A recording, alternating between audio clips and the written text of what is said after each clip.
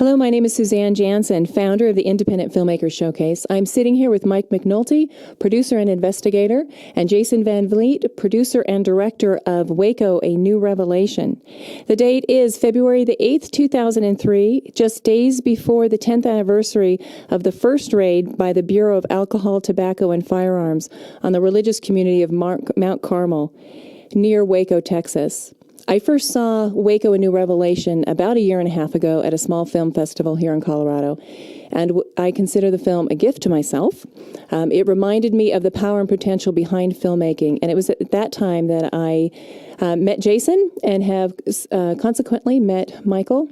And Michael, actually, I'd like to start with you with a few questions, if you don't mind.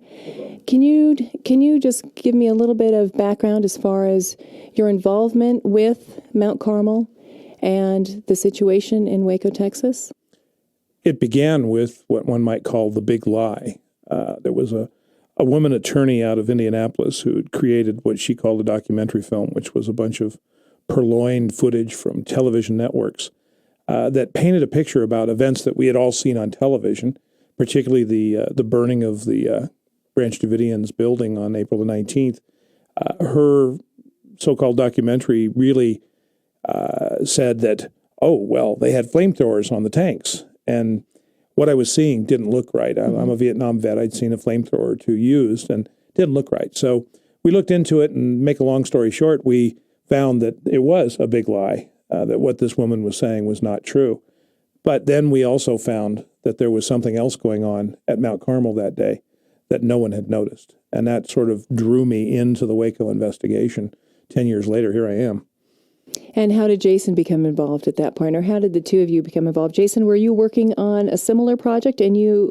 No, this was actually my first documentary project, and at the time I was working on corporate and industrial videos for Disney-type projects, and my wife had told me about this individual that had gotten an Academy Award nomination in my hometown, so I decided to look Mike up, and we got to know each other a little bit, and... I just decided somewhere along the line to go ahead and break off into documentaries and start, working on them. Michael, when I watched the film for the first time, I was struck by how the Branch Davidians, or as they became known to the public as Branch Davidians, how they were nothing as I had heard in the media. The picture that I had always heard was very, very different from the individuals I see in the film.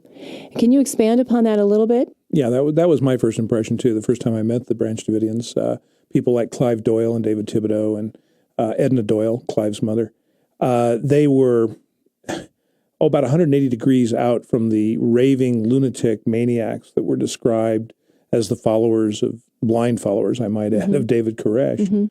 I never had the opportunity to meet David Koresh, but seeing him through the eyes of these people was an entirely different experience than what the media portrayed, and the government in their protestations and statements about the Branch Davidians and who they were. And I think that's a really interesting question. Who are the Branch Davidians? Well, they were a sect of people that had developed in the late 20s and had broken off from a well-known sect, the Seventh-day Adventists. And so there's a deep-rooted theology here with these people. And they're not the casual, redneck, beer-guzzling, radical, right-wing religionists as they were portrayed. They were something else. I don't know that I'd agree with them theologically, but they were well-grounded, and they were kind. They were gentle people, which was really a stark contrast to what the government had said. Right now, we're looking at some footage of the investigation. As you became involved, Jason, and you began to acquire the footage of the investigation and some of the commentary here, do you want to shed some light on that? Number one, how did you get the footage? And then what were the biggest contrasts that you found? Well, this footage here, was shown on C-SPAN initially, and so that's where we were able to acquire that. These photographs that you're looking here, came from a little museum or library, I believe, in Waco, Texas, that sort of had an archive of the history of the Branch Davidians. That's Victor Hodoff that you're looking at there. So just to kind of, set up the initial background of these folks and let you know that they were well-rounded and deep-rooted, as Mike had said, that was really, the only purpose for this. The footage you saw a little bit earlier of the helicopter flying above the ruins, that's a little more unique footage that we actually found in the evidence lockers when we were granted permission to get in there. And there was about 28 to 30 some tapes that were in there that nobody had ever seen before. You might even say we stumbled upon them. The locker, so-called evidence locker, was dark. It was hot as Hades in the middle of the summer and really uncomfortable. And they opened the doors and we started to walk in. The lights weren't on yet, and I tripped over something, and it was a cut-down Corona beer case stuffed full of videotapes. And these were Super VHS videotapes that actually had been made by the Texas Rangers on April the 19th. So a lot of the actual footage of what happened when. And you stumbled across it in the locker. Yeah, one could say stumbled across Literally. it. Yes. Darn near broke my neck. But it is wonderful footage because it shows the realities. It's every documentarian's dream to find raw source footage of an event that they're trying to chronicle. And that's exactly what happened. It really gave the key boost to our film in making it, because it gave us so much material to work with. Yeah, we'll point some of the footage out later, as you get more into the investigations section of the film. It becomes very apparent, with all the body bags and all this stuff coming out. But that's been very shocking material for people to see. And most of the stuff that's in this film, people have never seen before. Right. No, I certainly hadn't. And I admit that I had only heard what was presented on the media, and that's why this film was so enlightening to me in particular, is just seeing the new evidence that you bring to light. And I'm amazed actually at some of the evidence that you were able to acquire and the interviews people you were given access to. Can you comment on that, Michael or Jason? For example, the Texas Rangers that appeared in the film. It was the lead investigator and the man he reported to, and Captain David Burns. And Captain Burns, who conducted the investigation, always had a problem with the FBI. But being in law enforcement is the so-called code of silence, where he wouldn't voluntarily speak out about the things that he knew. So our traditional methodology of approaching people was to get to know them and be friendly and talk to them on a one-on-one basis. And eventually, it took time, but eventually it paid off, and we had the opportunity to have them sit down and say things that were quite remarkable, really. And then we had the opportunity to go into that evidence locker that we mentioned earlier. Not only did we find the materials like the videotapes, but we found evidence that had not been talked about before in court or anywhere else, or in the congressional hearings. And of course, that enlivened and enriched our ability to have these conversations with people like the Texas Rangers. And this is a good example here. We're talking about the issue of, who shot first, with, whether the ATF came running out of their trailer and opened up fire, which is what the Branch Davidians had claimed, versus the Branch Davidians, opening up in fire first on the ATF and killing him in cold-blooded murder. And neither of those scenarios ever made a lot of sense to me. It didn't seem like it was a black and white, type situation.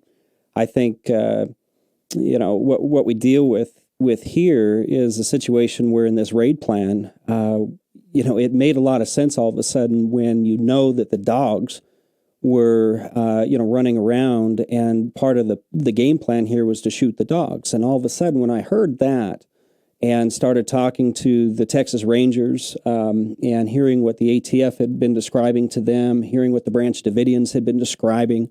And amazingly, Kathy Schroeder, who you'll see here later, had actually asked all the Branch Davidians inside to write down in their own words what they saw and what they heard.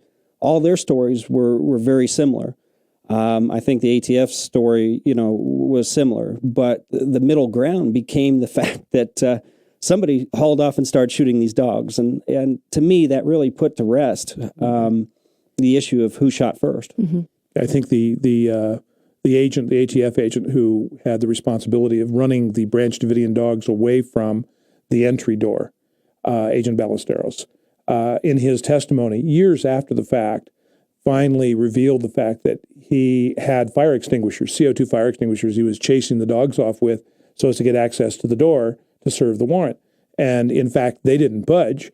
And to make matters worse, when David Koresh came out onto the front porch to see what the trouble was, the dogs, as all good dogs do, had to put on a good show for their master. So they got more aggressive with Agent Ballesteros and the other agents with him. So at that particular point, the first shots fired were not fired by the Davidians, but they were fired by Agent Ballesteros and his fellows at the dogs. And here we see on screen the footage of the dead dogs laid out on the driveway. So actually the first victims of the rampage that day were the dogs. Yeah, they were a Malamute mix. And what's interesting is people, when they see this film, they get more upset about the fact they shot these dogs than they do the people. Yeah, times. they do quite often. Yeah. The footage that we just saw of the ATF going in through the windows there, is that footage that was taken by journalists that were on the ground, or is that? Yes, it was. That was. Yeah, it was John McLemore that was a reporter that had showed up, and his film guy, Dan Mahoney.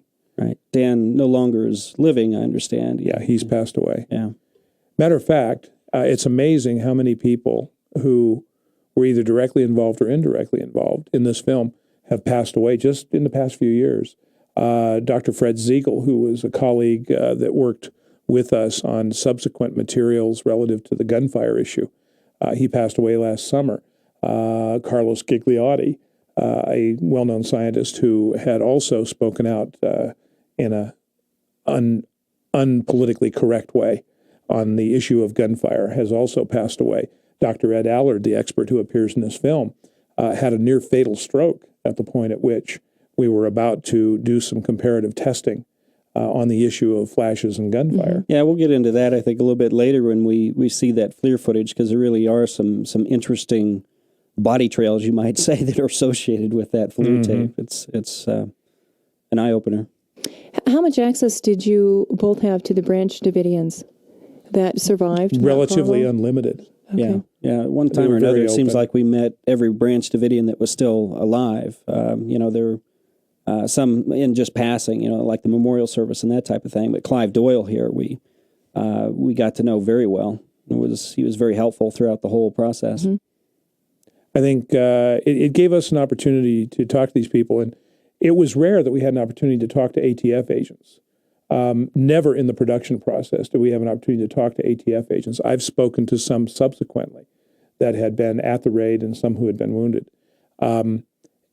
Just a whole different atmosphere. You'd think they would be very interested in the light of the scenes that we're seeing right now, of explaining their side of the story of what happened. Yeah. But in fact, they have been very reticent and unwilling to talk or cooperate.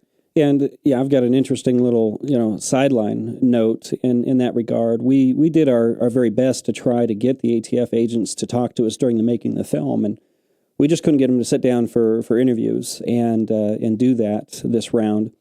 And later on, I was working on my next documentary, and I ended up in another evidence locker.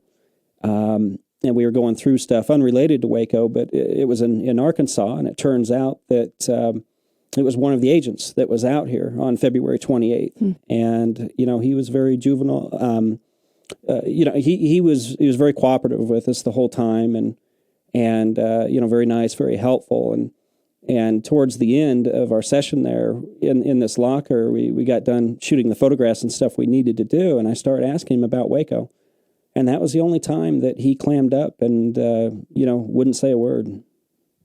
As I'm watching this footage here, I remember my first impression as I watched the film, and that was, why did it reach this point, and how did the ATF get to this point where they felt that they had to make this raid at this particular time?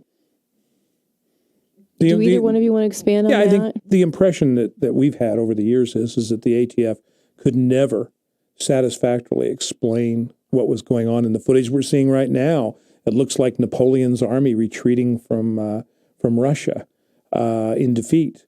They never could and would explain why it was necessary to try and apprehend David Koresh, which is the only individual other than one other individual named on the search warrant and the arrest warrant. And David's saying that right here in this particular segment of the film.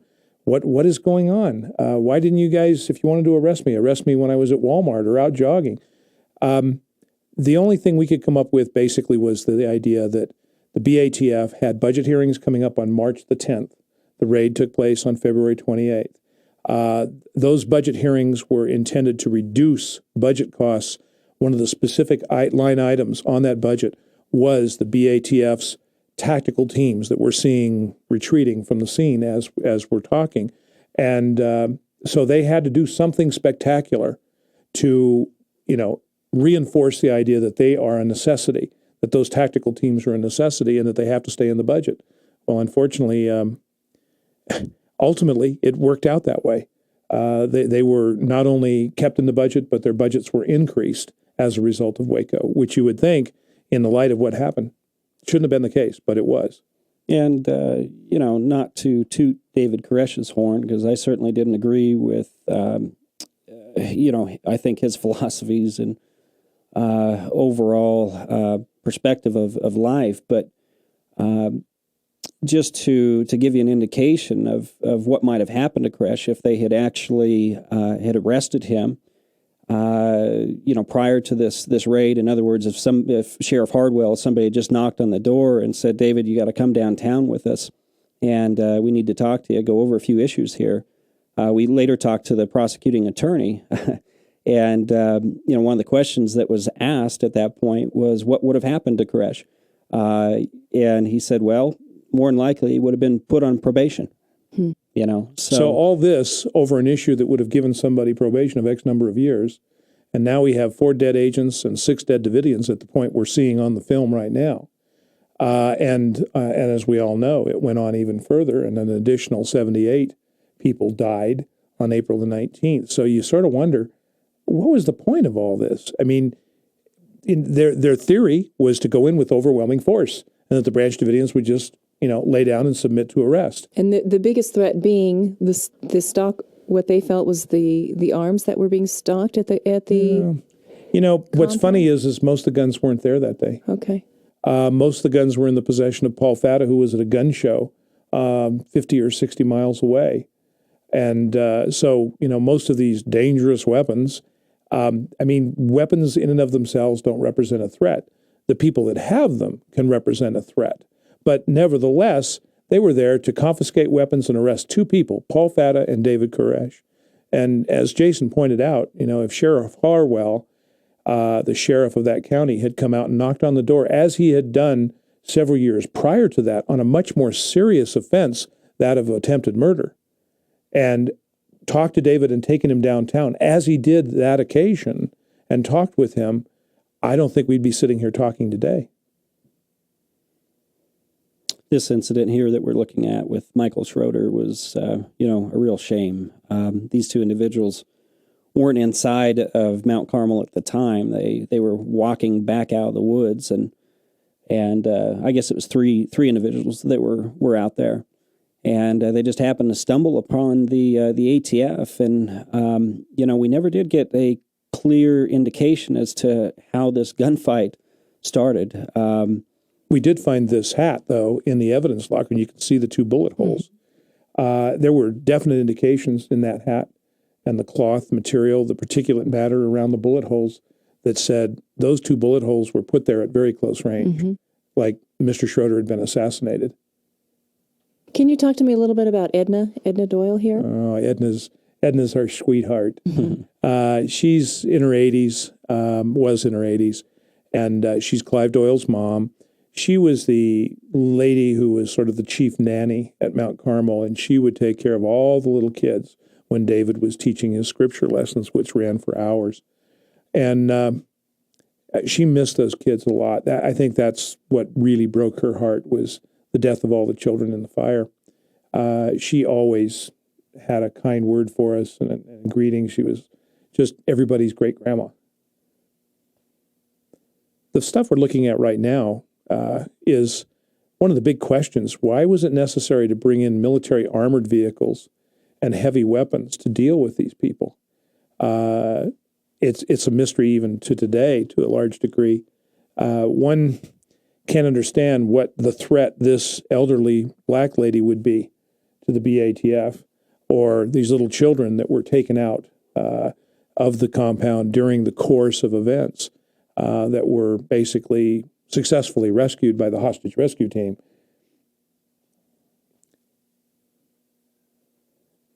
Miss Sparks was the lady who did the investigation of was there child abuse being ongoing at Mount Carmel.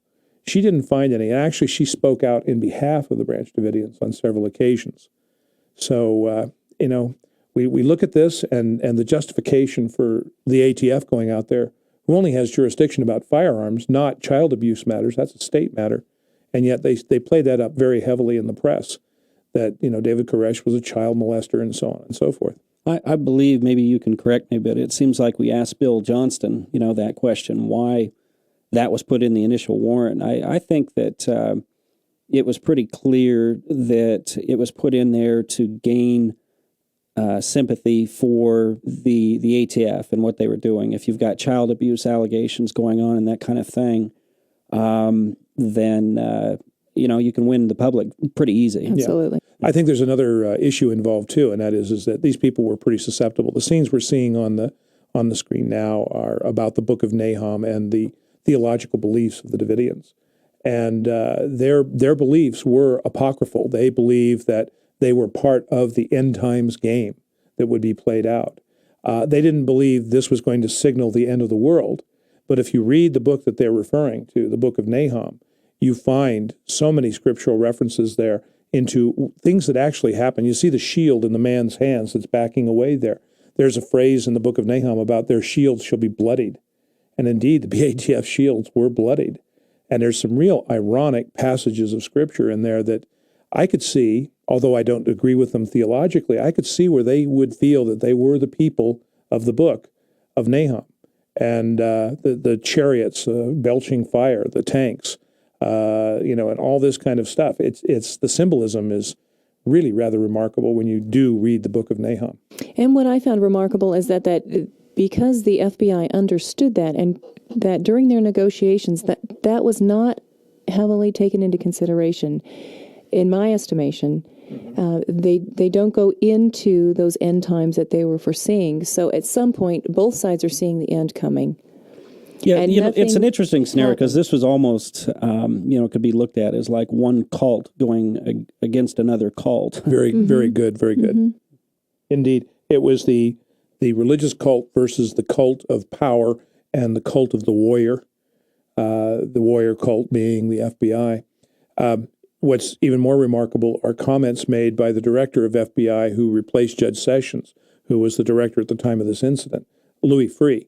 And his comments to Congress were that the FBI was the most dangerous agency in the United States government and that they really required a lot of watching. And here we are with, secrets of the cult. Unfortunately, the media didn't pick up on that fact.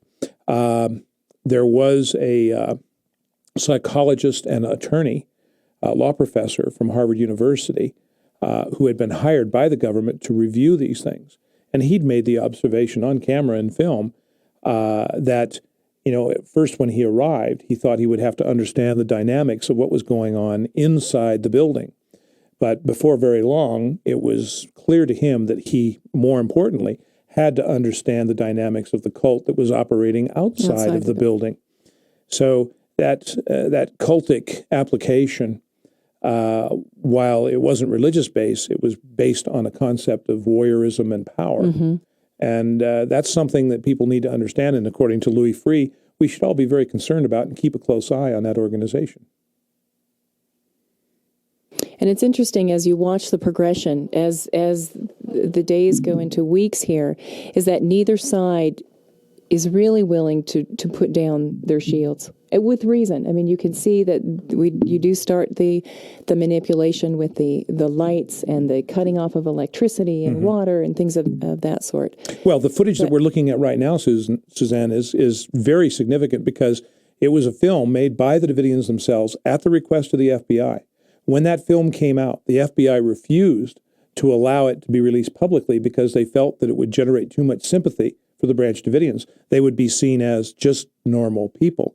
which was contrary to the image that the FBI was trying to project of the Branch Davidians. Now, how did you get a hold of that footage? It became a part of the evidence, chain, Right. and we were able to access it through, through that means. These negotiations, were an interesting aspect of this whole thing.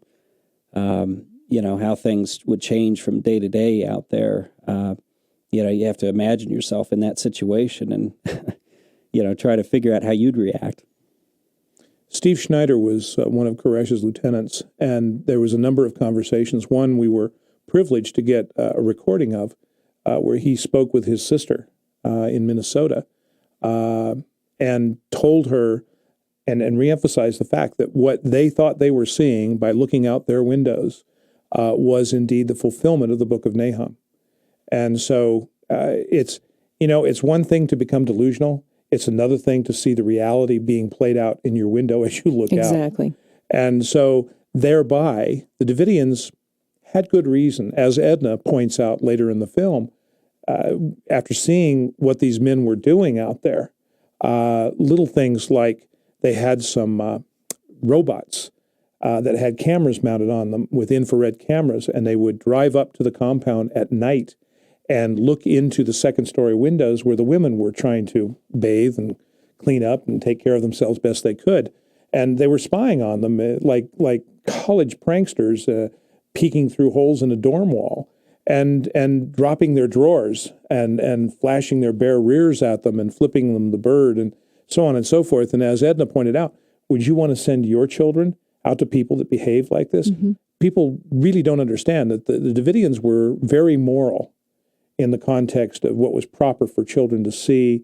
They were not allowed to watch television and very few movies, things of this nature. They were very moralistic, even though the government and the media made up and played up the points of Koresh's relationship with some of the young girls there. They were a very moral community and found the actions of the FBI to be offensive. I never quite understood myself, why all the women in Mount Carmel went along with this, scenario that Koresh had presented to him, where he needed to take them all in as his wives. Rita here was one of his wives.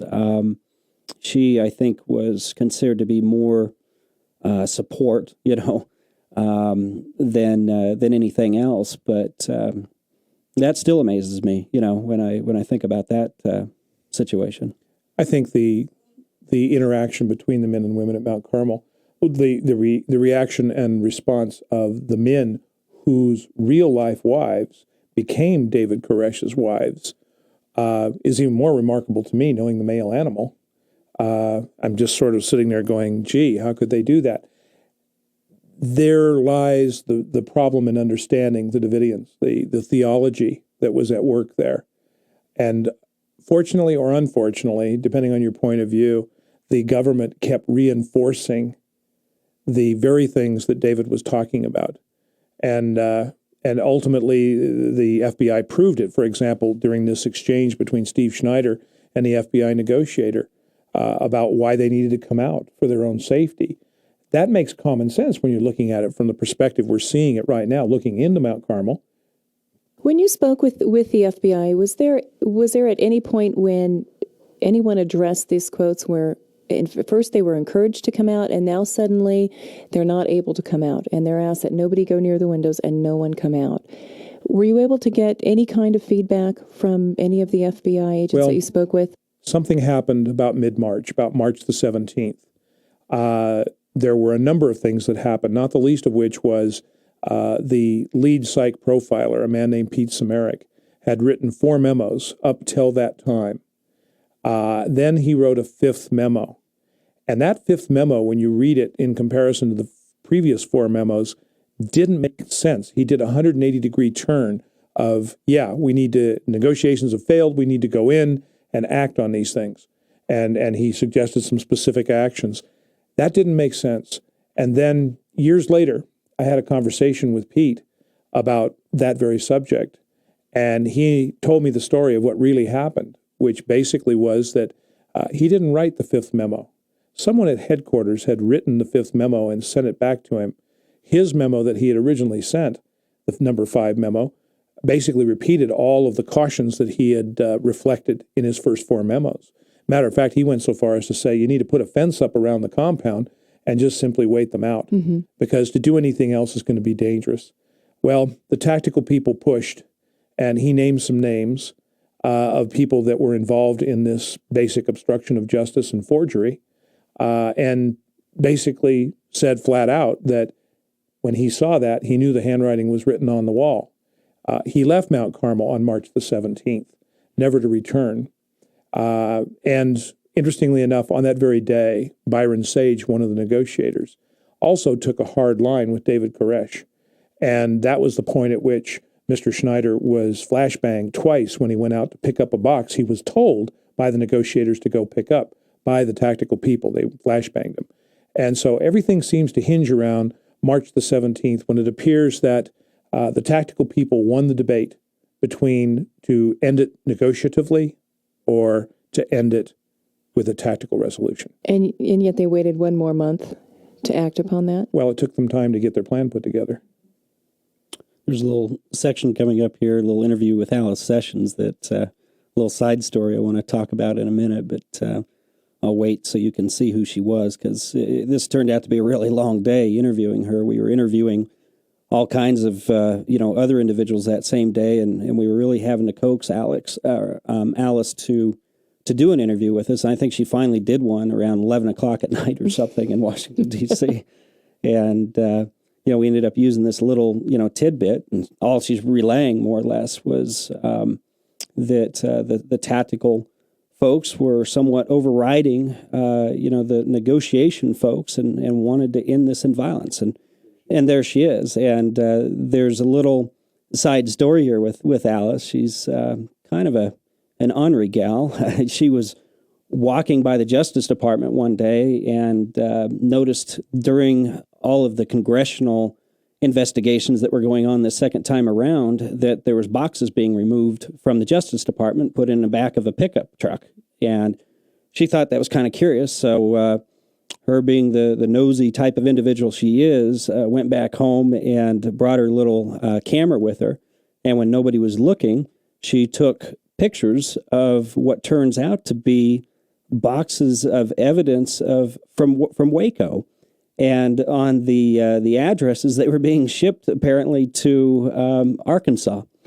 And we've actually got these pictures. I don't know if we'll be able to include these in the photo gallery on here or not, but we've actually got these pictures, and it was, really interesting to see, them dealing with the evidence this way. Alice Sessions was the wife of the FBI director, William Sessions. And Alice and William have a very interesting and long connection with the city of Waco. He was a former mayor of the city of Waco. He also was a city councilman or alderman. He also was a judge and eventually made a federal judge from the bench in Waco, Texas. And what's fascinating is you ask them about their personal lives, and Bill and Alice both taught Sunday school at the Baptist church there. And one of Alice's students was a man named Bill Johnston, who was the assistant U.S. attorney who prosecuted the Branch Davidians and later assisted us greatly in getting into the evidence locker and finding the truth. And unfortunately, no good deed goes unpunished. And the ultimate upshot of Bill's assistance and his integrity and his search for honesty was he was prosecuted by Mr. Danforth. He was the only prosecution of the John Danforth investigation into the Waco incident. What we're seeing now is the kind of the psychological ploys that were done by the FBI.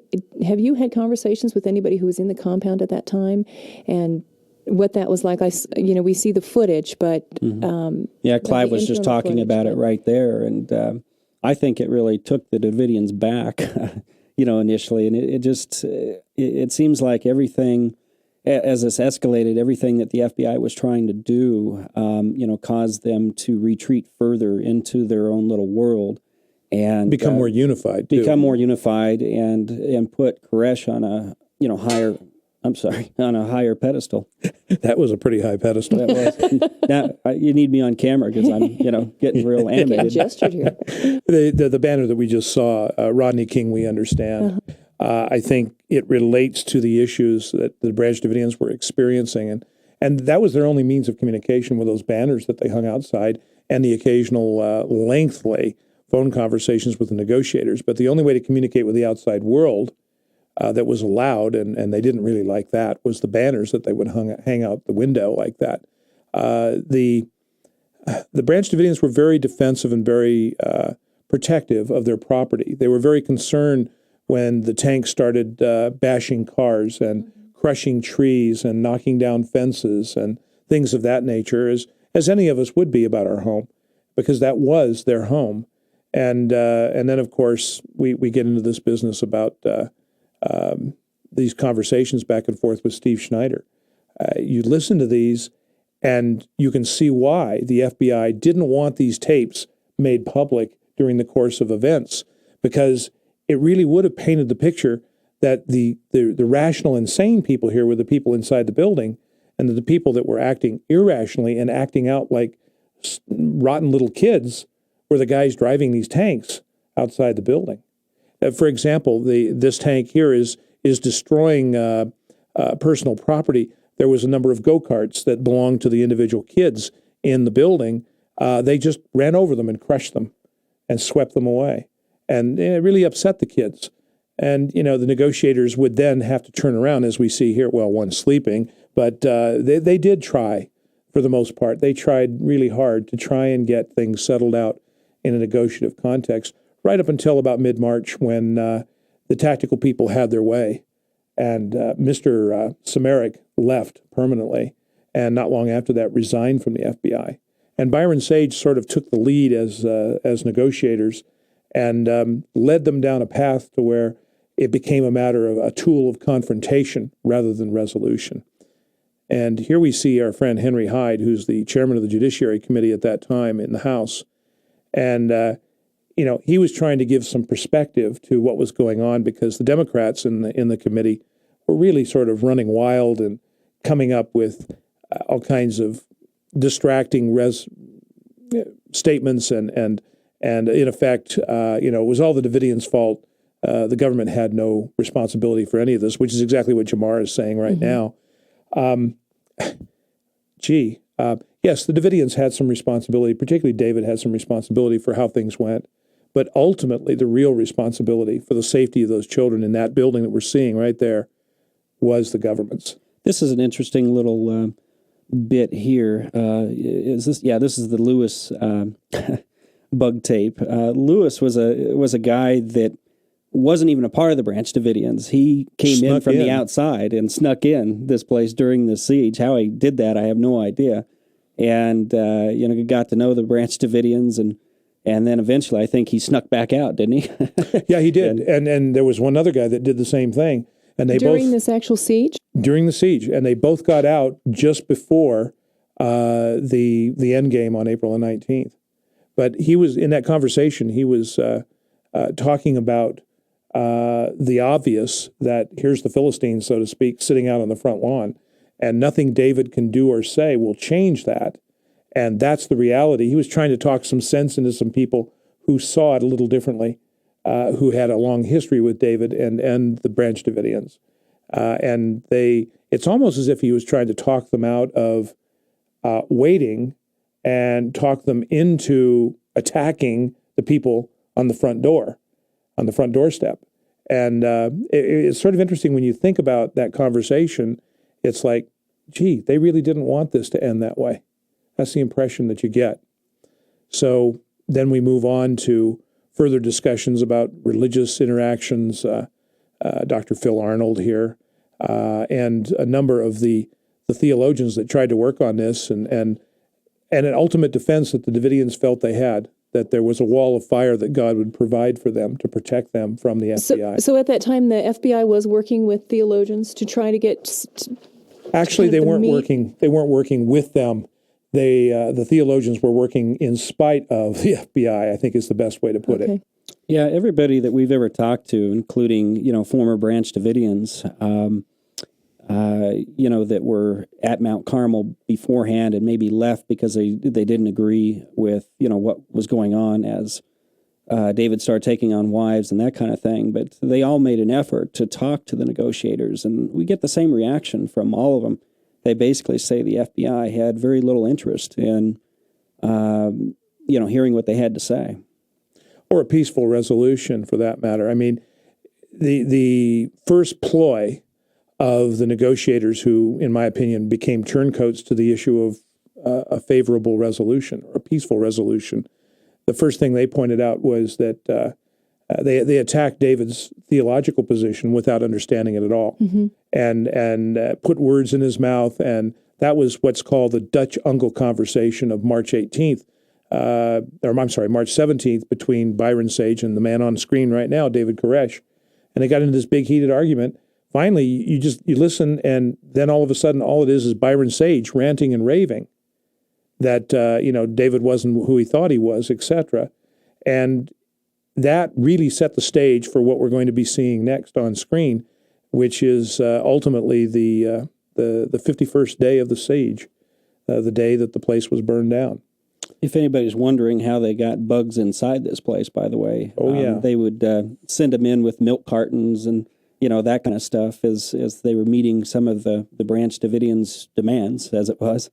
And they also had some of them secreted by Delta Force operators who went inside the building. And at one particular stage in the film, we find out how some of those bugs were placed, and that David Koresh was almost captured before the final day. And Washington absolutely said, do not do that. Do not grab him. We have a plan in place. Well, the plan that unfolded is the one that's unfolding on the screen right now, April the 19th, the day of the fire. Let's talk a little bit about April 19th. That's the pivotal day in Patriots Day. Patriots Day. Let's talk about that a little bit, and because certainly the events here at Waco affect us down the line. And I mean, if you're referring to an individual by the name of Timothy James McVeigh, and another fellow by the name of Wayne Snell, who was in prison during this time. He was sentenced to death.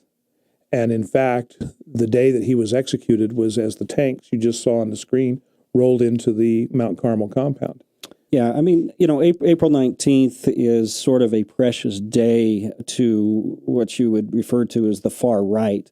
It was the start of the American Revolution, and a lot of them hold it as near and dear to their heart as we would, the 4th of July. And so for the FBI to go in on April 19th to begin with was definitely a statement that was being made, to this community. And certainly somebody got the message and unfortunately decided to take action on April 19th, 1995 and blow up the Murrah Federal Building. Yeah, the man that I mentioned earlier, Wayne Snell, was a man who was involved with the far-right neo-Nazi movement, and in an event that one of the FBI agents who was involved here on April the 19th, 1993, that day, Danny Colson, had led the raid on the Arm, the Sword, and the Covenant of the Lord compound near the border with Arkansas and Oklahoma. And that raid generated the arrest of Wayne Snell and others who were arrested, of all things, in the 1980s for a plan to blow up a federal building in Oklahoma City in 1980s. Mr. Snell was convicted of a couple of homicides later and was executed on April the 19th, 1993. And 1995, excuse me. I stand corrected on that. And that was the day that the bombing of the Murrah building in Oklahoma City, allegedly as a direct result of a response to this incident that we're seeing on our screens. Is there any correlation between Snell and the Branch Davidians at all that you were ever Not that I'm able to aware of. get? Not the Branch Davidians, no. Just No. to the movement in Just to the general. movement. Yeah. The movement got behind Waco when all of this happened. A lot of the movement didn't even agree, with David Koresh from the standpoint that they were a mixed group of individuals in there, meaning in color.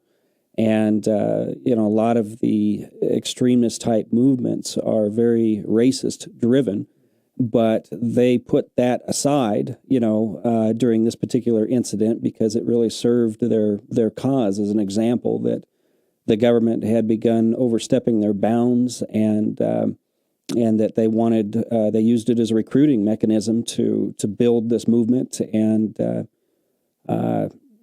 go out ultimately and try to start a second American Revolution. I've seen several articles written of late how the far right had stolen the issue of Waco from the left, that this was really a civil rights issue. Mm-hmm. And better than 60% of the population at Mount Carmel were people of color, and that the far right had stolen, quote unquote, the issue and made it their own. And in fact, I think the media had a great deal to do with that. I think they were the ones that took the lead of the federal government and painted it as a right-wing radical situation. And frankly, the Davidians weren't right and they weren't left. You talk to them about certain social issues and they sound like liberals. You talk to them about certain other issues like the Second Amendment, and they sound like conservatives. And oh my gosh, they sound like most Americans would.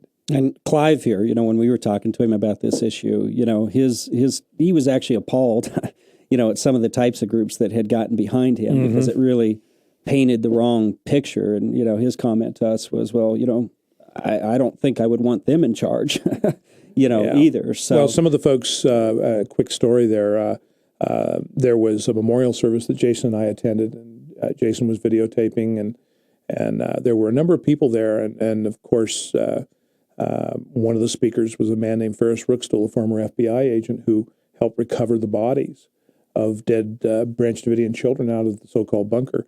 Another individual showed up by the name of Robert Rodriguez, who was the ATF agent who actually on February 28th tried to stop the the ATF agents from conducting the initial raid because he knew it was going to wind up in a bloodbath.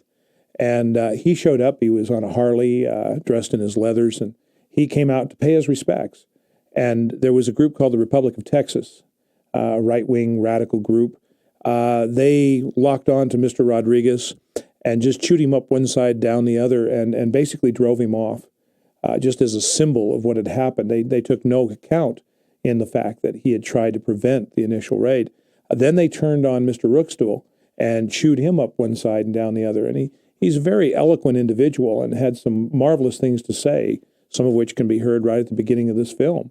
And that's the inconsiderate, thoughtless acts of some of these right-wing extremist groups that create a lot of worst problems. enemies sometimes. Yeah, they are. Yeah, absolutely. Well, now we're watching the burn down of the building on April the 19th. How that fire started and some of the events that surrounded that fire have become subject matter for additional film work that I've done. Basically, the issue is who started the fires and did the Branch Davidians engage and the FBI in a gunfight prior to the start of the fire and during the course of the fire. And of course, anyone who's seen our film knows that our position is that there was a gunfight and that the issue of how the fire started is not simple. There are a number of issues involved that say, yes, there could have been Davidians that started the fire, but likewise, there could have been pyrotechnic devices that initiated the fires. And one thing that we learned in making another short film called The Flare Project about the gunfire issue, we tested some methylene chloride, which was the carrier agent used to insert the CS gas. And it's paint stripper. And the paint stripper basically is supposed to be not flammable. You can put a match out in a cup of it. But what we found is that if you take a cup of it or spray it into the atmosphere in front of a gun muzzle and the gun is fired, that stuff's pushed down away from the gun muzzle and all of a sudden ignites in a brilliant blue flame. So it's conceivable that if we're to believe the FBI that Branch Davidians were firing on tanks as the gas was being inserted near the end, that someone fired a weapon in a vaporous cloud of CS, it ignited and started the first fire at the southwest corner. We can't prove that, but likewise, the government really cannot use the explanation that the methylene chloride is not flammable. It just doesn't wash. Gunfire will ignite that material. This is a shot of Raymond Friesen here, the older gentleman.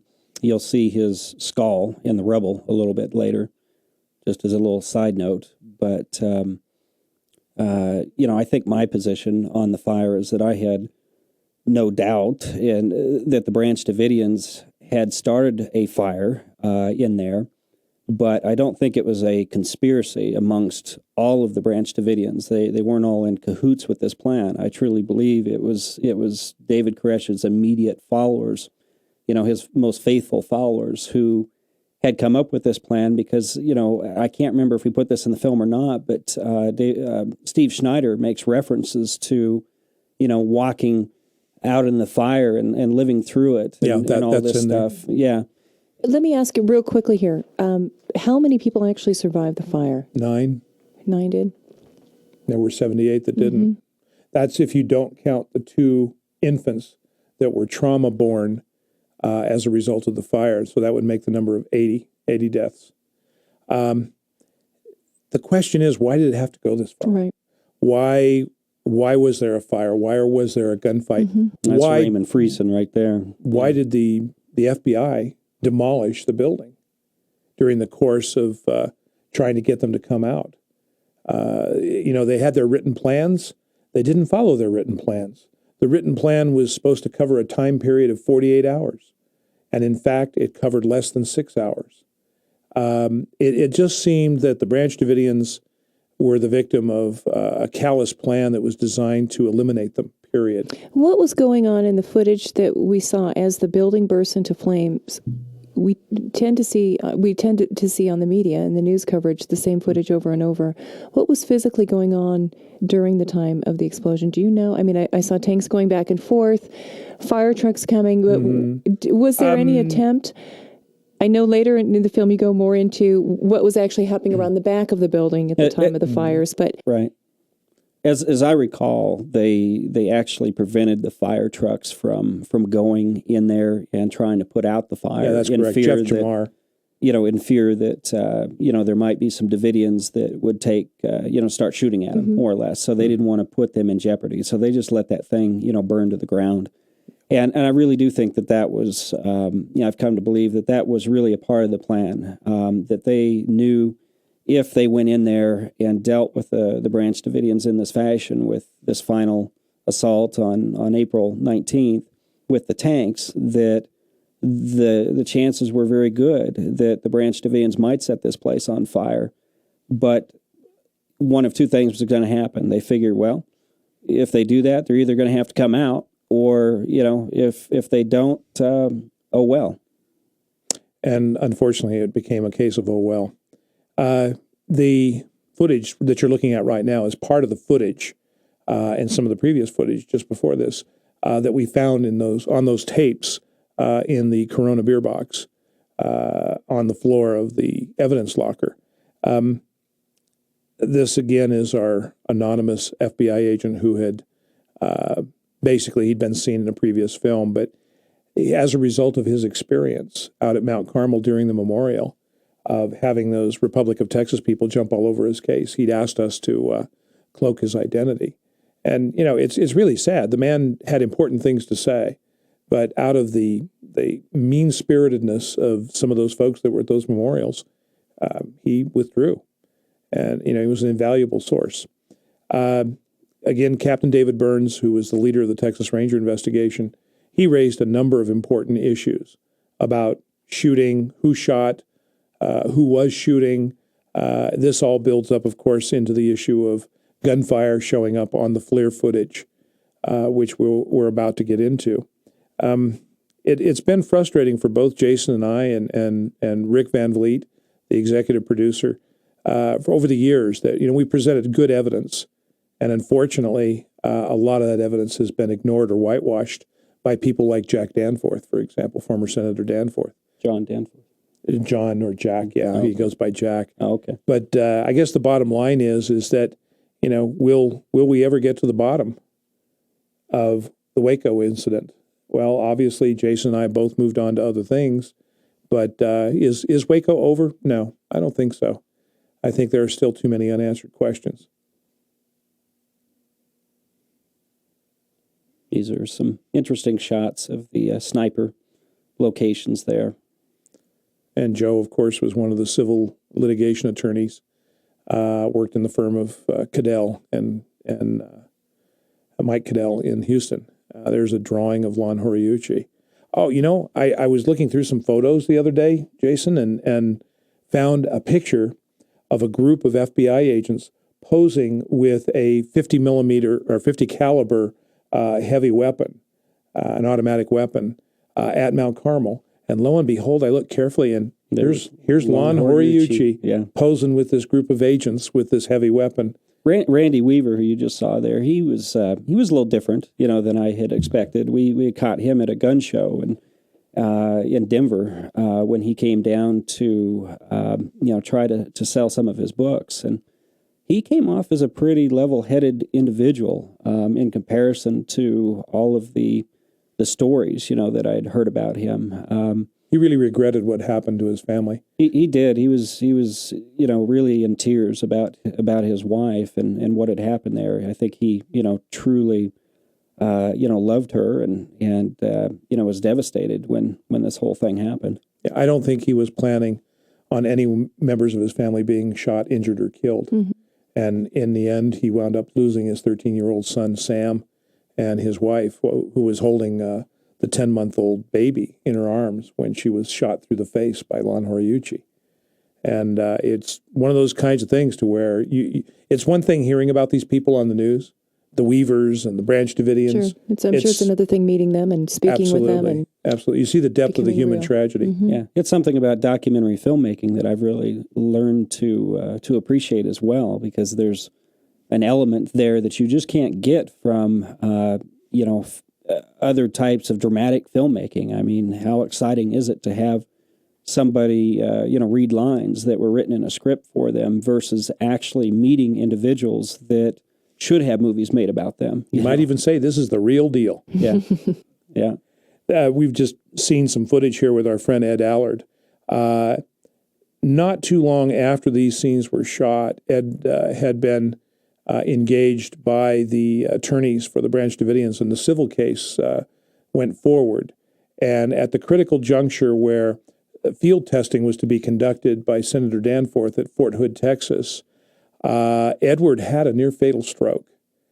And at the same time, within days, another gentleman who was working for a congressional committee who had also come forward and said, no, those flashes on the infrared tape, they're gunfire. He died mysteriously in his laboratory. He wasn't an older man. He was in his 40s. And early 40s. Early 40s. Like I think it's 42, yeah.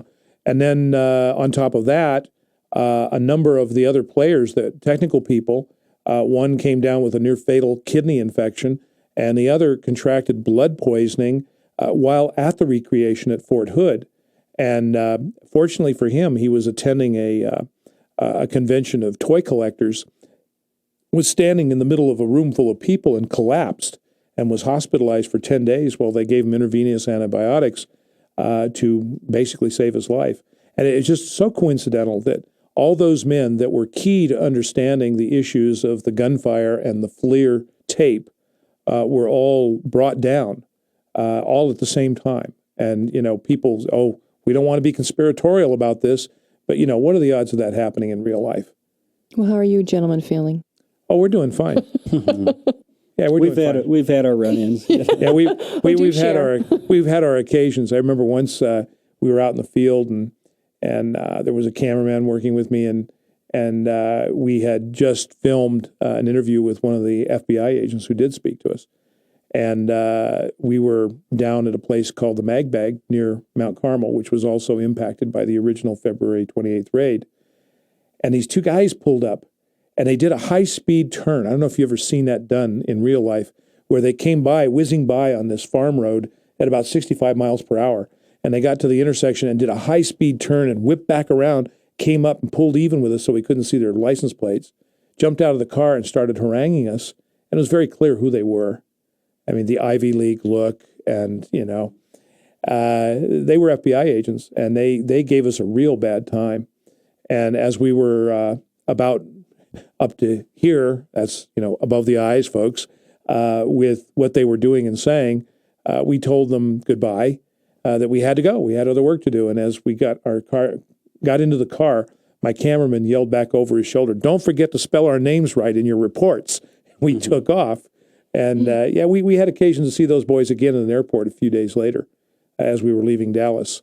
And This whole little bit here with, Jimmy Riddle, I knew we were working on a real documentary as soon as, and going well up and beyond our Call of Duty when we started, exhuming bodies from the grave, It was That was interesting. done as part of your investigation? That was Yeah, a part it was. of what we did, yeah. matter of fact, there was a scene there with Rita Riddle and her husband standing there. He was the gentleman with the goatee. And suddenly there's an elderly figure that walks through the door. That was a man by the name of Alex Magnus, who unfortunately he too has passed away here just this past year.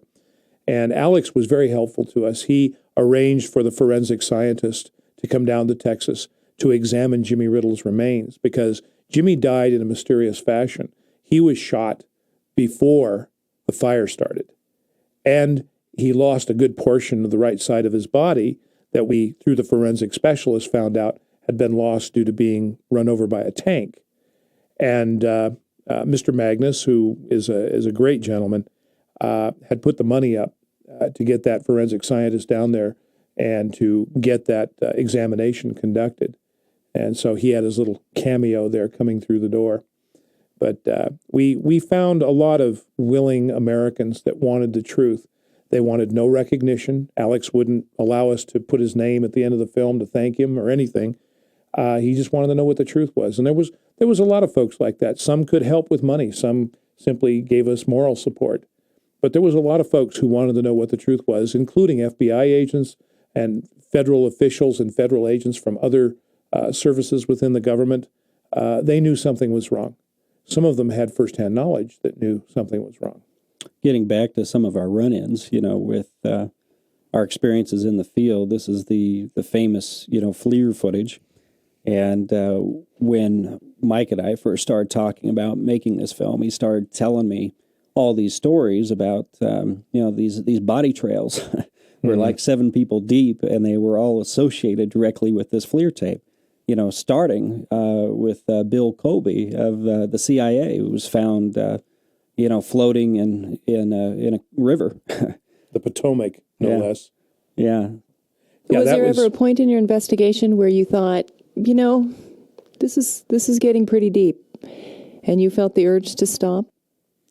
Not so much stop, but certainly spend more time looking over our shoulders. I did, and so did our production team here. Yeah. It was a little touch and go from time to time.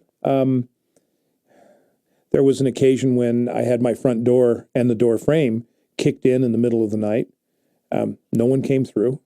It was just a message. We know where you live. Can I prove that it was the FBI that did that? No, they don't work that way. They will do something like hire a thug off the street somewhere that owes them a favor, and he goes and kicks the door in. No big deal.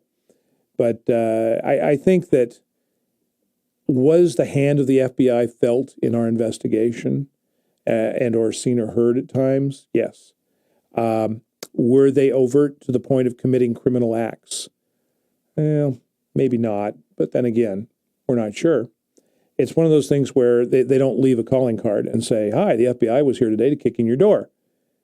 It's simply things happen that have never happened to me before and haven't happened to me since. And you sort of wonder, well, what was that about?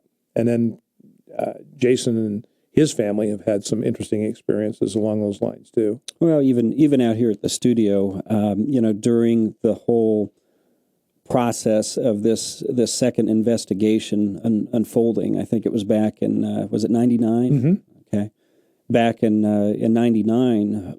There's an issue coming up here that will be addressed with the pyrotechnics. And, when the pyrotechnic rounds were introduced to the media and to Congress, it kicked off a $30 million plus investigation into this whole thing. And Janet Reno came on national television. And she's even in our film a couple times. Sure.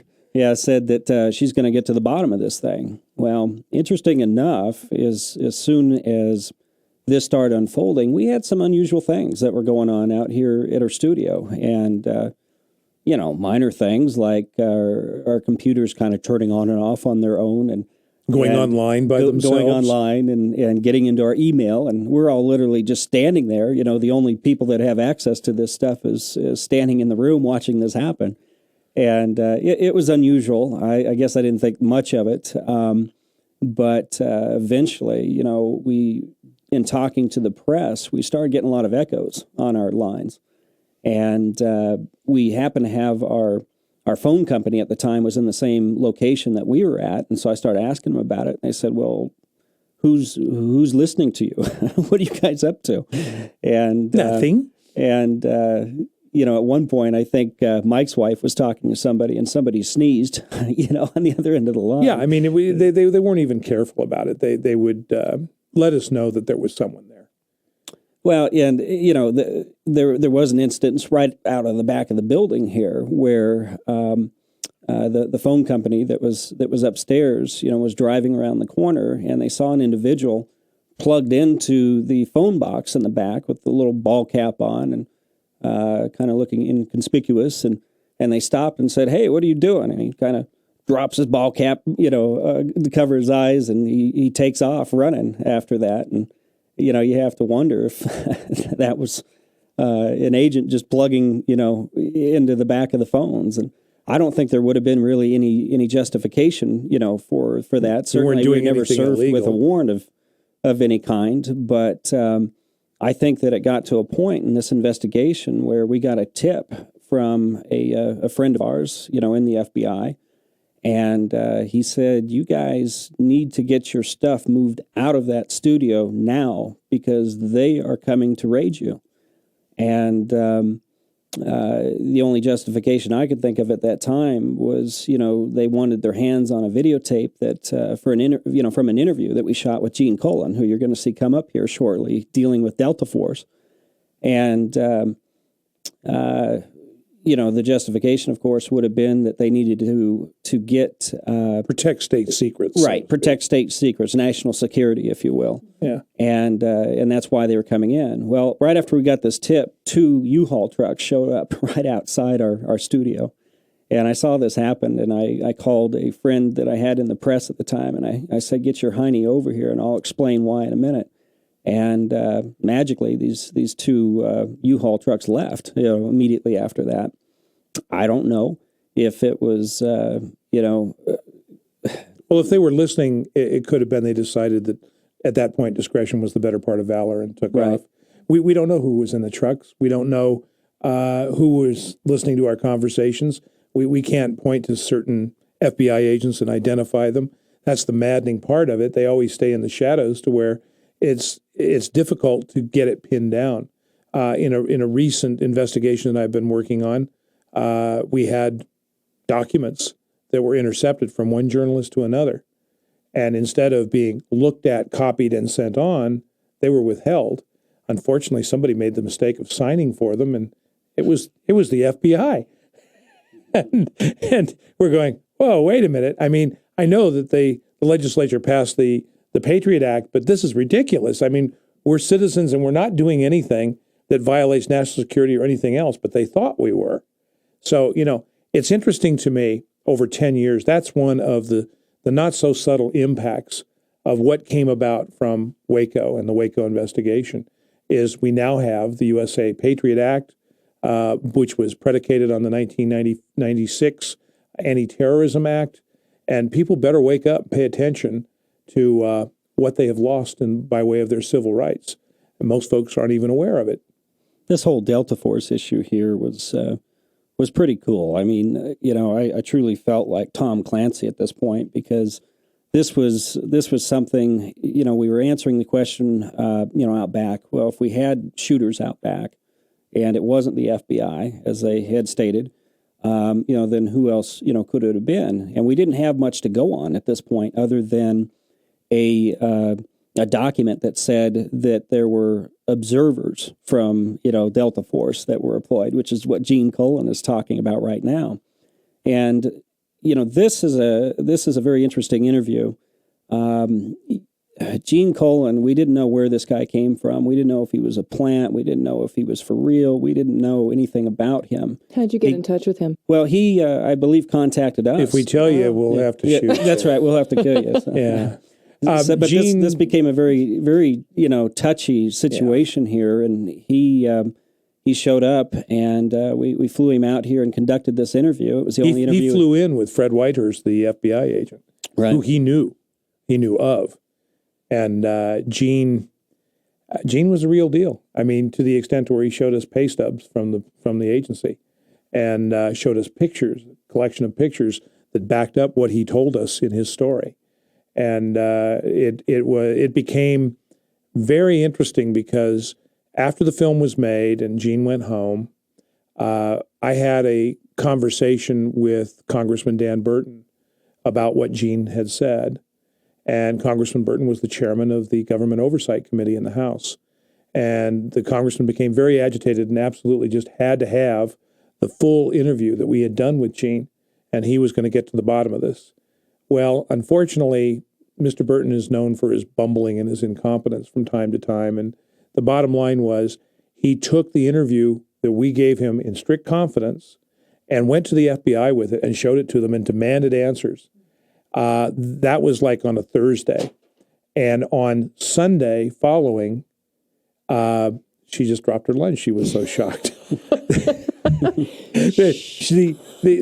the Sunday following that, the FBI and the CIA showed up at Mr. Cullen's house. He had retired from the CIA and put him under arrest and threatened to send him to prison for 20 years for what he had done with us.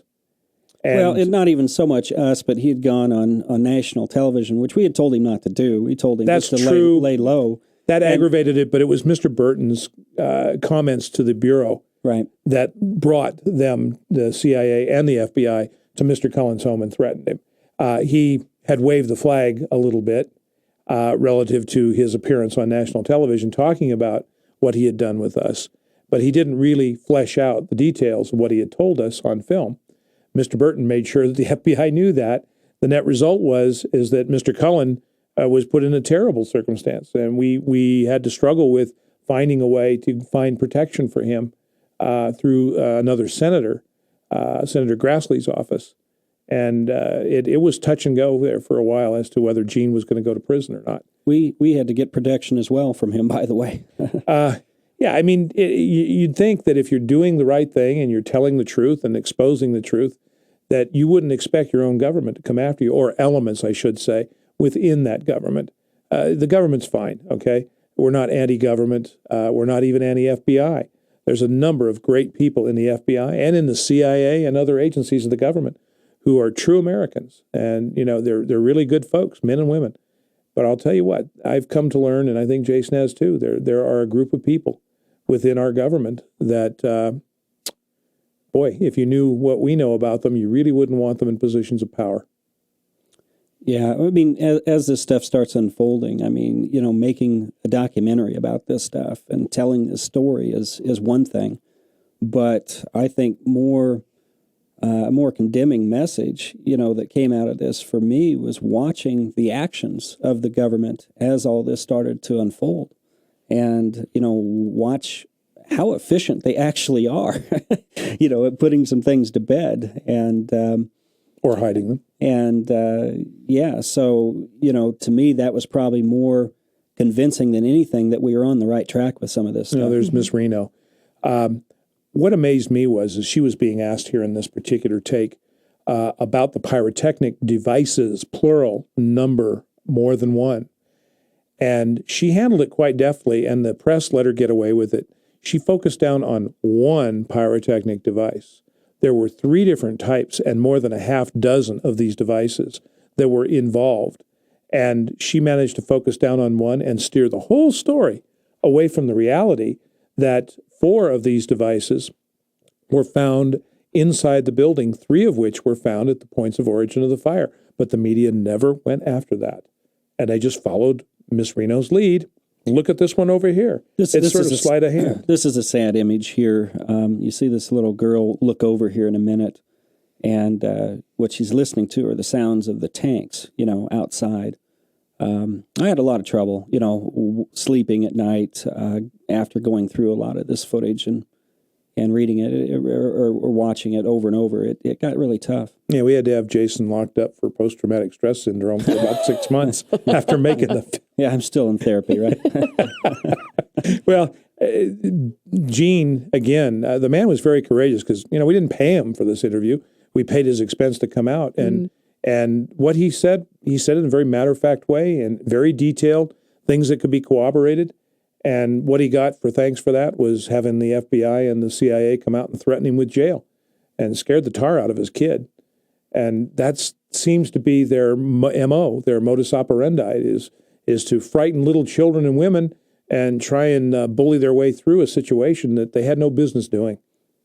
I believe Gene ended up losing his business too, did he not, Mike? He lost it for a period of time. It shrank back to nothing. He had a bridge painting business back on the East Coast. With government contracts. With government meaning municipal governments and county governments. And suddenly those dried up, I suspect, at the word of a few friendly federal officials that said you shouldn't do business with this guy. So, he paid a price too. Now, the guy we're looking at right now, Paul Gray, when we mentioned the different pyrotechnic devices, what amazed me the most was Mr. Gray was in charge of the arson investigation.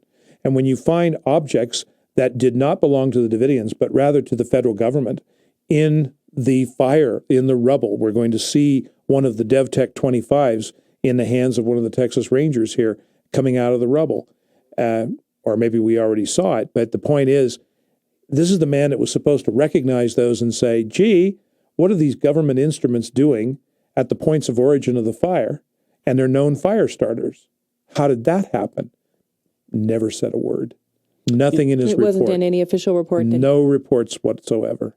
I think Mike and I came up with a theory here that, the ATF were shooting what I guess we refer to as these flashbangs, on the initial February 28th raid into this place. And it's conceivable that the Davidians, if they were in fact in there starting the fire, spreading fuel around, if they wanted people to think that the government's hand was involved in this, that they could have potentially planted these there. Mm-hmm. But, that's not something that was ever addressed in this investigation, as Mike pointed out, and should have been. The I think fact that these were found there. We did track down one flashbang device, was picked up by the Branch Davidians and examined. But that doesn't explain the other four. And it doesn't explain how they got at the points of origin of the fire. These are rather some dramatic pictures taken by FBI agents close up the day of the fire.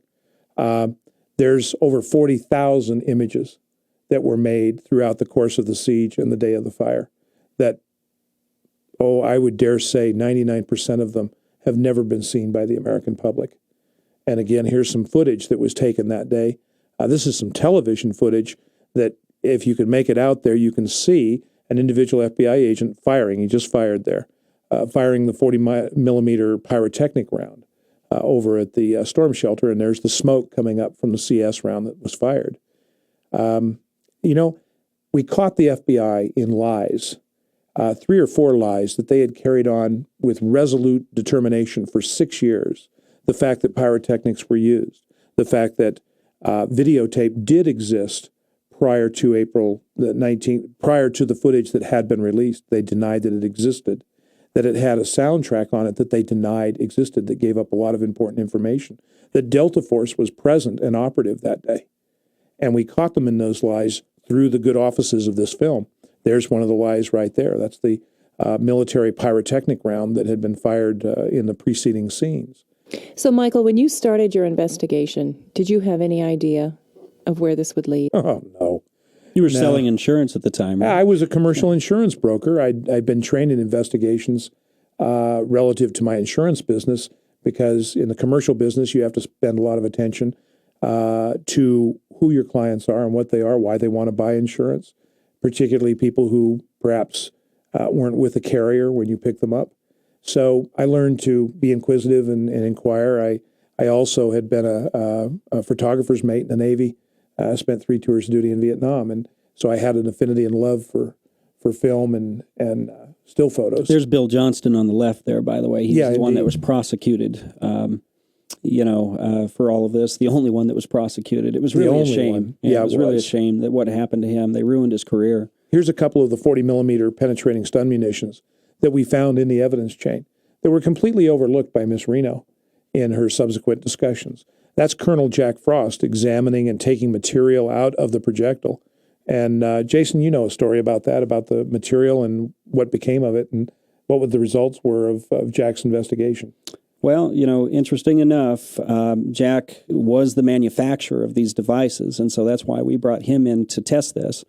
And he went ahead and tested them. The issue was to make sure, I guess, that these were still pyrotechnic and not incendiary, rounds. And according to his results, these munitions had been altered.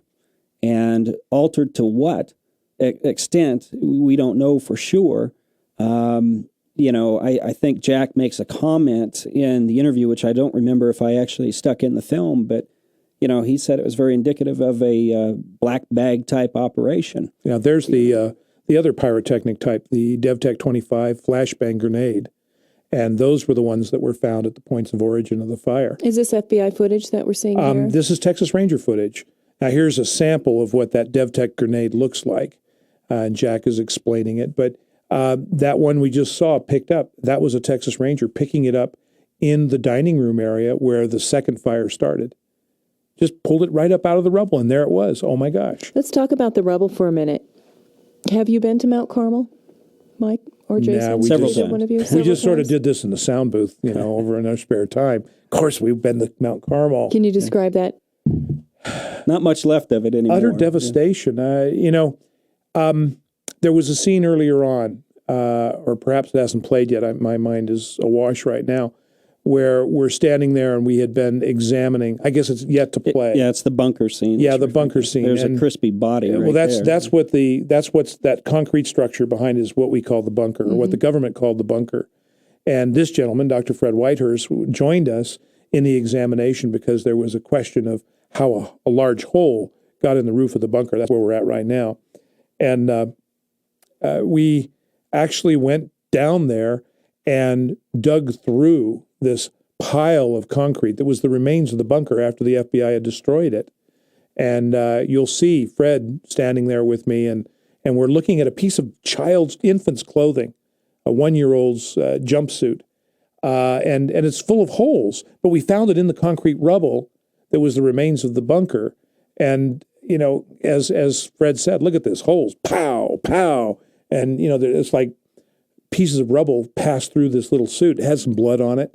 It was just amazing to me that something like that would be left years after the incident, after the evidence had been gathered. How long ago was this? That would have been 98. Yeah. 98. And the incident occurred in 93. Significant amount. Yeah, and we found a number of different things that were surprising that evidence was still there and had not been dealt with. So in these scenes, we're dealing with the gunfire at the point at which the fire had started, and that was sort of surprising. We knew that there was a gunfight between the Branch Davidians and the FBI, but the gunfight continued as the place burned down. And it looked to me, from my military experience, as suppressive fire, where they were firing into what ostensibly was the only escape area to basically keep them inside the building as it burned. This is some of that footage that we were talking about earlier from the Department of Safety that Mike literally tripped over in the evidence locker. And this is a state trooper who was actually on scene that day and witnessed a lot of interesting things about the removal of evidence from the crime scene before it was ever established, like what may have been the other front door that everyone had been looking for and other things. And he came forward. I got a phone call from him. He had heard a radio show I had done, and he just came forward and volunteered some information. He sent some pictures, just a number of helpful things. He was another one of those individuals who stepped up and said, wait a minute, you're right. There's things wrong here. Let me tell you what I know. Sadly, we weren't able to get this aired in the United States on television. The Discovery Channel in Europe did pick it up and played it there. Did they play it in its entirety? And as far as I know, yeah, Okay. we actually had a version that was cut down, you know, into a 2-part version that, you know, fit more of those time slots. But yeah, as far as I know, they played it in its entirety, and they didn't have a problem playing it in Europe. But Yeah. they sure had a problem playing it here in the United States. I think the Europeans had a better understanding of what happened. They didn't view the United States government and the FBI as the sacrosanct organization that most Americans see it as. The Ephraim Zimbalist Jr. syndrome is what I call it. And in fact, I think the Davidians were right relative to their view of what happened here. I'm sorry, Mike, I don't mean to interrupt you, but let's talk about this cleanup. I know, Jason, you and I have had some candid conversations about the cleanup, and do you want to expand on I think the images kind of speak for themselves. I mean, you know, like Mike was saying, the way that some of this evidence was dealt with, I think that there was an assumption made on behalf of law enforcement that, you know, this was a suicide and they were going to deal with it as though it was a suicide. And they would prove that it was, too. I mean, you know, when you're dealing with a crime scene like this and you've got all this forensic physical evidence like bodies and things like that, you saw the dozens of chlorine bleach bottles sitting on the ground. And they're high-pressure hosing off the evidence. They're using chlorine bleach on the evidence, which destroys DNA evidence, amongst other things. And you have to sort of wonder, well, it looks like they're cleaning the crime scene, not processing the crime scene. And then over and over, we see and hear these things that say that right from the get-go, the primary function of the Bureau was to make sure that the evidence matched their version of the incident. This whole bunker, you know, incident here was the most disturbing thing to me in the entire film. I kept waiting for somebody to come forward and debunk this. Mm-hmm. I really did. So you guys are wrong. And, you know, eventually Mike got on the phone with Jamie Atherton there at the FBI, was in charge of he was their explosive expert, you know, more or less. And we sent the pictures to him to review and maybe even some video at that time. And I was just kind of overhearing the conversation as this was occurring, and he didn't have an explanation for this. In fact, he, you know, didn't even remember that this hole was there. And matter of fact, we'll see the hole coming up here shortly. You have to remember, this is 6 inches or more of steel reinforced concrete, and you can see the dark hole in the center of the roof there. And our General Ben Parton did an analysis. There's the hole. How did that hole get there? And you see the rebar is still in place, but it's bent downwards and inwards. And it was a high explosive detonation, as we're seeing here in this footage. And then that ignited propane that had leaked out from a bottle that had been coincidentally sheared off at the right moment. And the devastation inside the bunker from that explosion was just tremendous.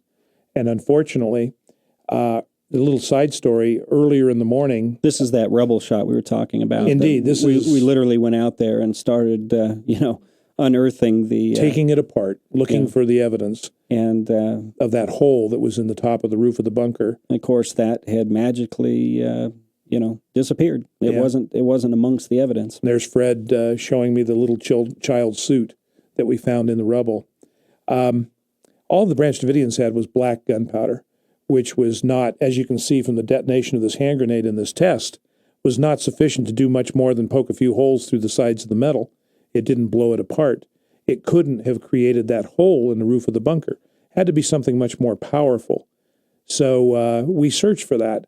But at every step of the way, we found evidence that had been destroyed or was missing, even out of the evidence chain in custody of the Texas Rangers. Things weren't there that were supposed to be there. They were literally removed from the boxes. Yep. So we dealt with this issue, and as Jason said, it's the most disturbing. We have some fairly gruesome pictures here, but I want the people to know that we were pretty judicious in not using some pictures that were even more horrid. Right. There was a lot worse stuff than this. Indeed. You know, and that demonstrated the issue that the children were in a circle of mothers underneath that hole when it went off, and that those children were disarticulated. They were not burned. They didn't die from any other cause than being blown apart. And the question's never been answered as to how that hole got there. Senator Jack Danforth, in his explanations, in his investigation, said, Well, the hole was created by one of the Branch Davidians' black powder grenades going off on the roof of the so-called bunker. There's no way that could have happened. Just couldn't happen, and our experts confirm that. I think it's important to, establish, maybe what was going on there, what the FBI could have potentially been thinking, as a motive here. And I think it comes up here in a minute. It does. They, were advised that the best way to deal with this was to kill David Koresh, as it says right there. And that's clearly a military option, way of going about and dealing with this. And in those audio tapes that Mike was referring to earlier, from the FLIR footage that we couldn't find, one of the things that was significant that was on there was the fact that they were talking about the leadership that they felt was going into this cooler, which was referred to, which meant the bunker, more or less. And so you have to wonder if they believed that it was Koresh and his mighty men that were going in here to have a last final shootout, with law enforcement, that was motivation for them to not get into a gunfight. In fact, it's said as much in the film. And what we found out is that by interviewing Davidians, we found out that Koresh and Schneider and some of the lieutenants were in that morning, in mid-morning, were in the bunker and had conversations with their gas masks off. This is Maurice Cook. I just interrupt you here real quick because, this is a short, little, tiny segment that we got him to say there, and it took us 6 months and about 6 trips to his favorite Mexican restaurant to get him to say this stuff. And in fact, Maurice was very reluctant. It's again the code of silence amongst fellow law enforcement officers, and finally he figured out that we were legitimate. And we were going to tell the truth and not any fairy tales. And he decided to work with us. And he put us in contact with Captain David Burns, who did the actual investigation. But that business about the bunker and the hole in the roof of the bunker and how it got there, we had been given the runaround about that so much. And we took a lot of heat for that from critics, asking us, to prove that it was explosives. High explosives. Well, that's why we went to Waco with Fred Whitehurst, who is an explosives residue expert, formerly with the FBI, to gather the residues for testing around that orifice in the roof of the bunker. And lo and behold, after a couple of days of digging through all that rubble, it wasn't there. It was the only part of the bunker that wasn't there that was recognizable. And, we just kept running into these problems of evidence disappearing, not being where it should have been, or having been altered. For example, the evidentiary portion of Jimmy Riddle's skull that we saw earlier in the footage, where the bullet hole had gone in, that could have told us a lot of what kind of round, at what distance he was hit, so on and so forth. And unfortunately, it had been removed by Dr. Pirwani, never to be recovered. Dr. Pirwani was the medical examiner who conducted those tests. Mm-hmm. This whole Vince Foster thing, I think that people, when our audiences, when they watch this film the first time around, they really don't get the significance of this whole chain of command section here. But in fact, to this day, we still don't know who sent the final orders at Waco after we spent $30 million, and then some, because there's an investigation prior to that. We still don't actually know who made the final decisions. And it's very clear that in dealing with, the military and Delta Force being out there, that there was a presidential decision that needed to be made. And there should be a paper trail for that. And, what this whole scene here with Kenneth Starr illustrates is everybody was making such a big deal about this stain on Monica Lewinsky's skirt. But what he was dealing with here was truly obstruction of justice. And Waco happened to be amongst one of those things where files were removed, from Vince Foster's office. And who they were removed by is very important. Bernie Nussbaum, the president's legal counsel, in the company of Maggie Williams, who is the chief of staff for Hillary Rodham Clinton. And Miss Clinton and Mr. Foster, according to people like the gentleman on the screen right now, Dennis Scolombrini, the FBI agent who operated for clearances inside the White House, there was a relationship ongoing there. And it seems that that was documented by Mr. Foster in a letter that he had written and left in his files. Well, that letter and other documents that were apparently sensitive were removed by Mr. Nussbaum and Miss Williams and delivered personally to Hillary Rodham Clinton for her personal review. That's the last we ever hear of where those records are. So the real proof, the documented proof of Mr. Foster's role, Mrs. Clinton's role, Webb Hubbell's role, and Janet Reno's role in all of this activity and who gave the final orders that day are contained in those documents. And, or could have been, you know. well, in all likelihood, according to the staff's testimony, that's what the documents were about, was about the Waco incident, how Mr. Foster felt about it.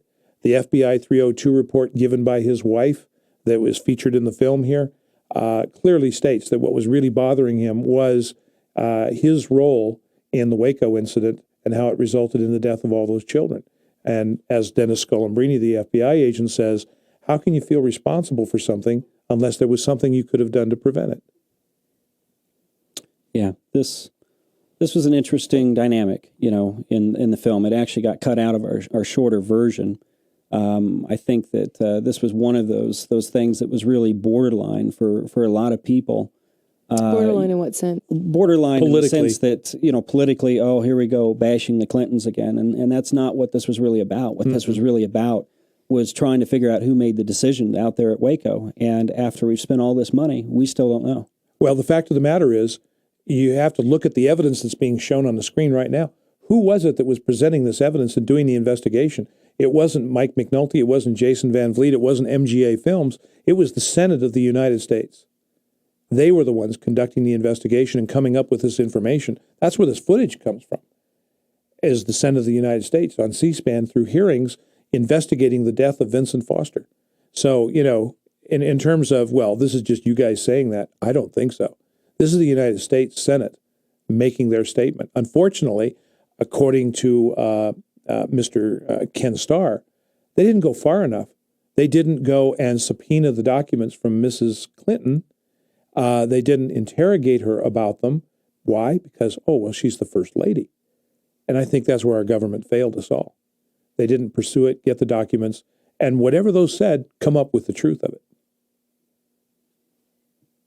Oh, now there's a charming fellow. I wasn't going to say anything, so go ahead. Chuck Schumer.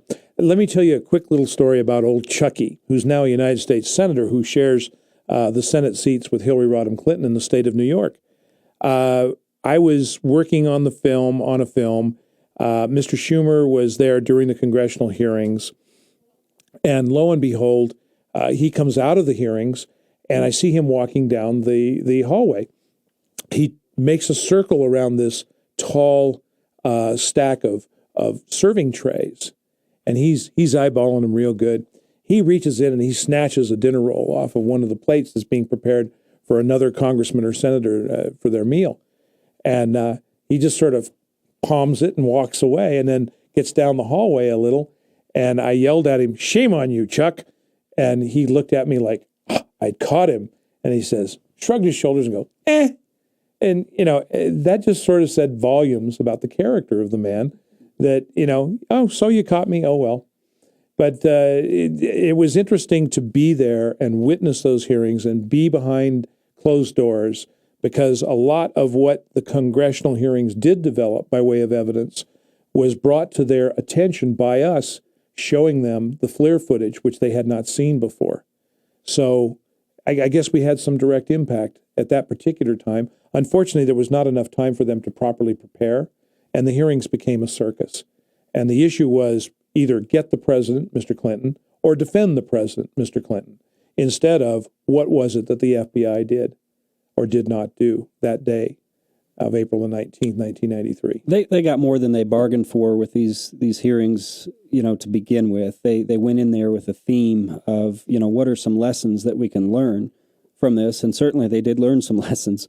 But as this information started to come out and we started learning the real motives behind the initial raid on February 28th, which nicknamed Operation Showtime, you know, it started really taking some of the congressmen back, I think, and they realized, oh boy, we've really opened up a can of worms here. Indeed.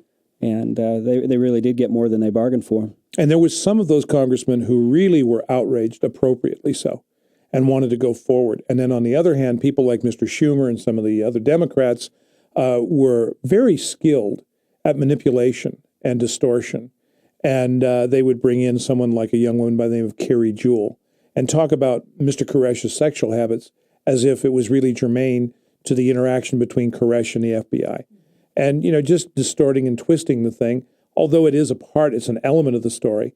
It was so blown out of proportion so badly that none of us really saw the relativity of it compared to that corpse, that charred corpse that's being laid on the sheet as we're watching this footage. Which looked like a child, but it was hard to tell. Actually, that was an adult, what was left of one. Yeah. When you're put into a fire that intense, there's not a lot that will be left of you. You're on your way to being that dust that comes out of the crematorium. There's Clive being escorted out as a prisoner. His hands are all bandaged up. He was acquitted of the charges, all charges. He was acquitted of them.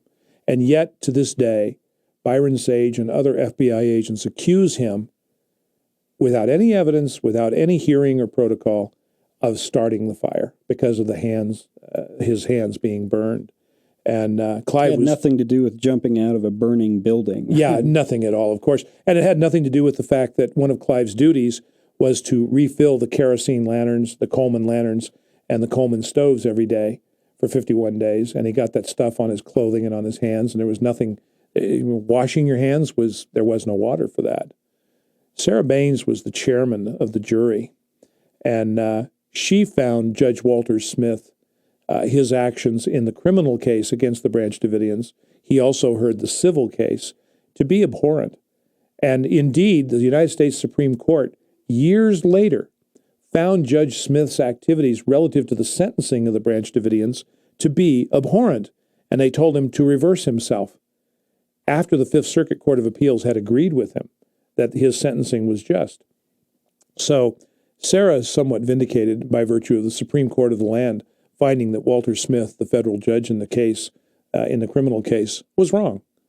And in my opinion, he was also wrong in the civil case, in the way that he handled matters relative to the gunfire issues and things of that nature. And I think the case currently is under appeal before the Fifth Circuit. Oral arguments were just this past week. Their timing, again, is just something to behold.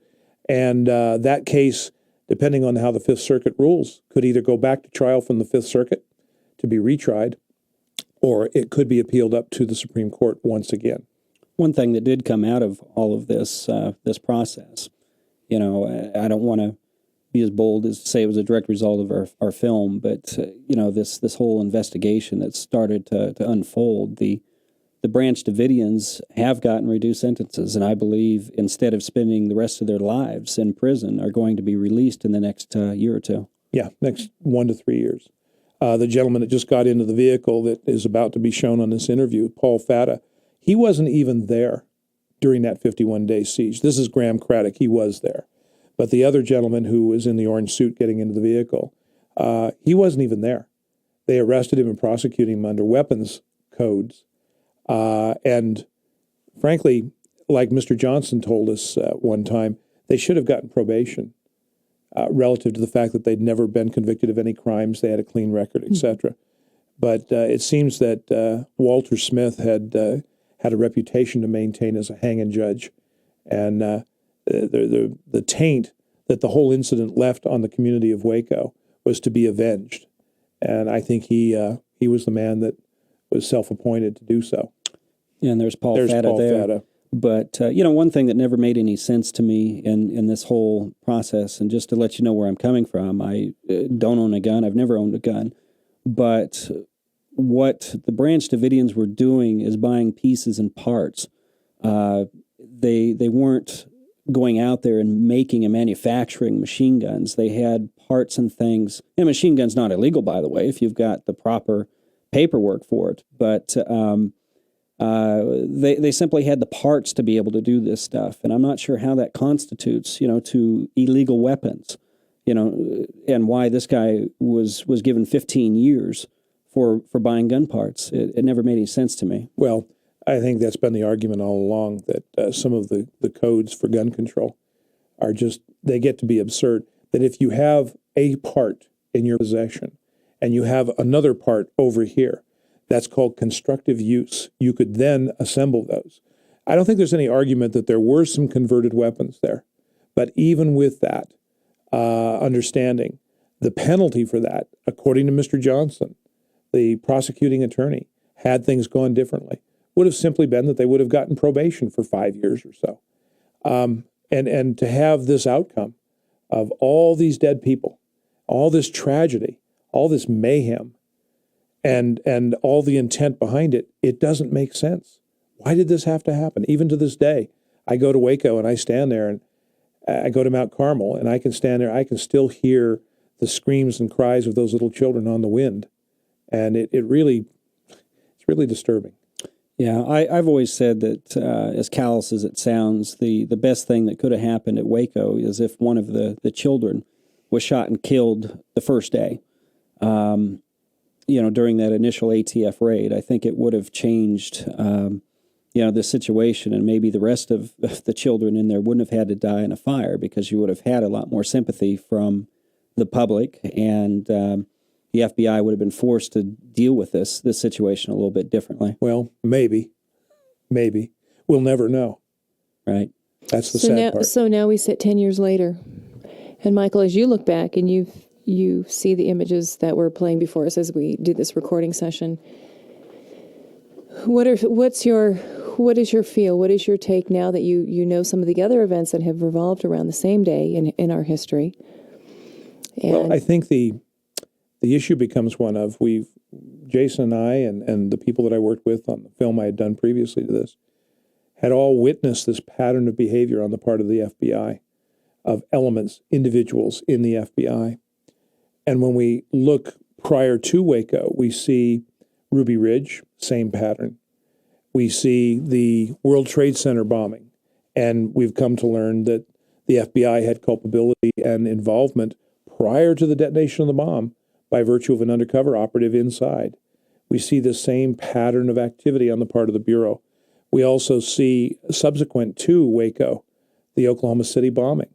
And we see a pattern of activity that we are learning more and more about, that I think there will be news breaking in days about that very subject. And we see this pattern, once again, of cover up and commit illegal acts in order to cover up when perhaps it could have been explained due to the human condition that certain things occurred certain ways. But instead, they choose to cover it up, and in so doing, commit illegal acts.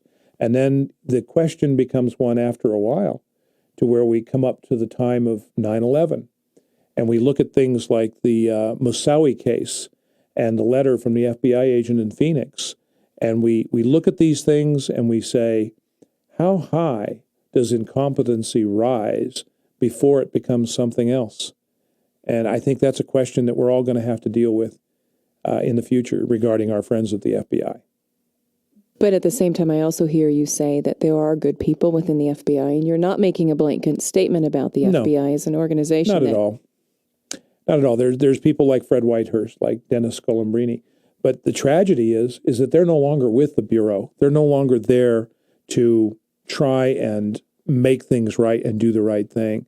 There's a number of good folks that really should be at the Bureau, and they're not anymore. And that's an even greater tragedy. Jason, did you accomplish with this film what you had hoped to do? I never had an agenda to begin with. So, it was a situation that was amazing to me to see this whole process unfold. And as, this indicates here, as a direct result of this film coming out, the evidence being presented, it kicked off a $30 million congressional investigation. And that's something, as a filmmaker, I feel is a great achievement. I'm not sure that any other time in the history of filmmaking that's ever been done. I would agree. Well, thank you, both of you. Thank you. I appreciate taking the time to sit down and go through this with us one more time.